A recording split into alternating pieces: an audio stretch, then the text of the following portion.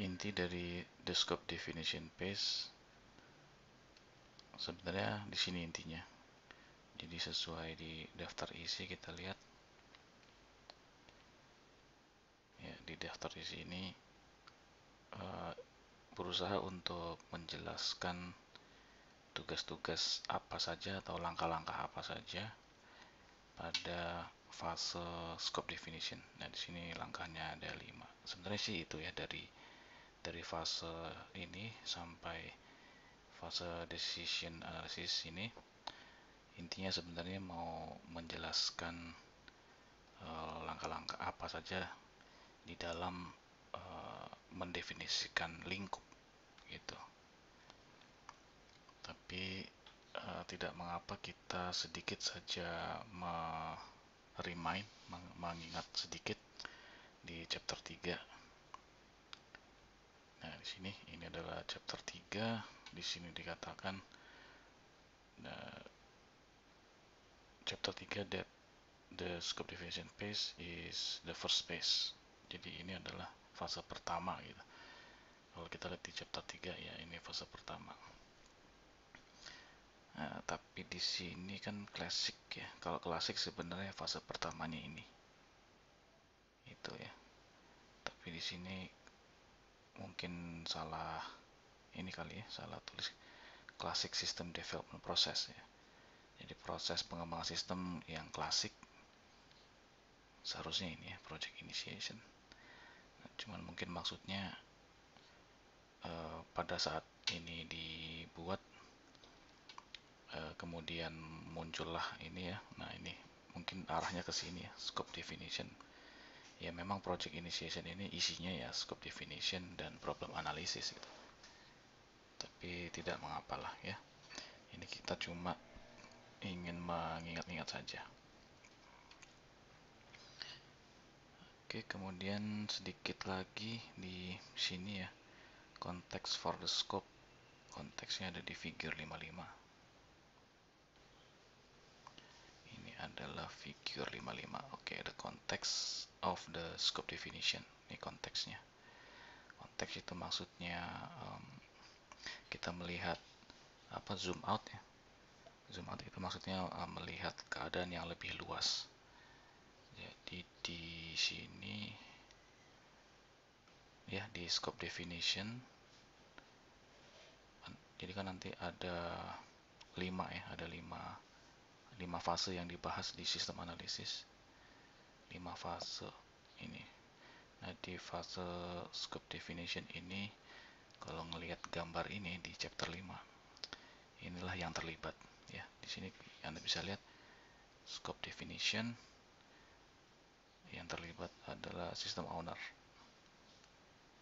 Dan ini membahas tentang ini, bagaimana cara mengimprove bisnis tapi dalam perspektif pengetahuan, proses, komunikasi. Ini kan sudah pernah ya dibahas di minggu-minggu awal ya. Cuma sampai sini aja yang dibahas di scope definition. Dan nanti di sini ada 5 task ini.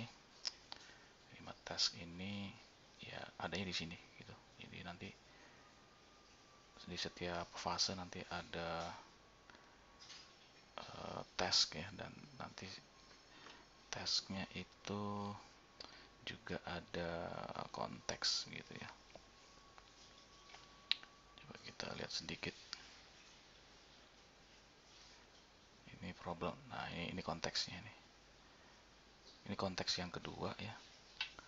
Konteks tentang fase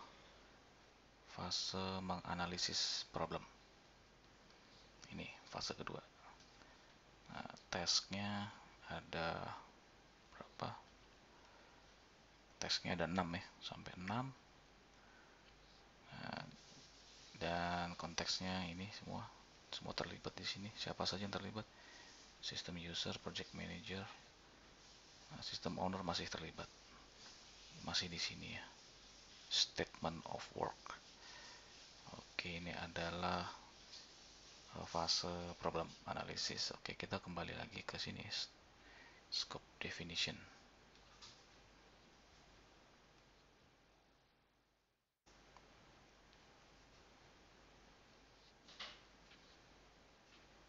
Ya, ini. Oke, mungkin itu saja yang kita lihat di sini ya. Paragraf sepanjang ini. Saya harap Anda turut membacanya secara mandiri. Sekarang kita ke inti ya, inti dari scope definition, langkahnya ngapain aja. The scope definition phase is intended to be quick. The entire phase should not exceed 2 or 3 days. Seharusnya tidak memakan waktu 2 atau 3 hari. The phase typically include the following tasks. Fase tersebut memiliki beberapa langkah berikut ini. Pertama, kita mengidentify baseline problem. Mengenali baseline itu pijakan pertama, startnya. Kalau baseline problem and opportunity, nah kita mulai dari problem yang dianggap sebagai pijakan gitu. Misalkan kalau problemnya ada 5, kita pilih saja mana yang akan kita jadikan pijakan pertama. Maksudnya misalkan kalau problemnya ada 5 itu diurut mana dulu yang dikerjakan. Nah, berdasarkan dari problem yang kita jadikan baseline, berdasarkan problem itu nanti ada langkah lanjutannya.